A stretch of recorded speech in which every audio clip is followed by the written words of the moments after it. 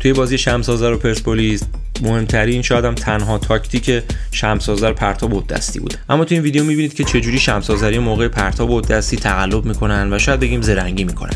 هر موقع میخوان پرتاب کنن یه بازیکن اول توپو برمی‌داره که قطعا اون قرار نیست پرتاب کنه، چون پرتابای بلند یه بازیکن دیگه انجام میده.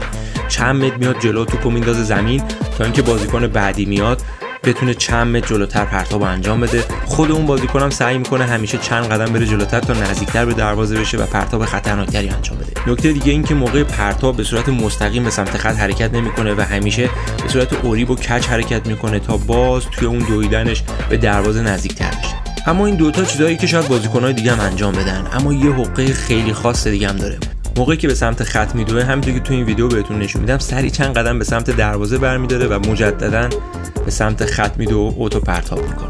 و فراموش نکنید که شمس آذر تو این بازی از اوت دستی موقعیت‌های خطرناکی ایجاد کرد و یه گل هم به پرسپولیس زد.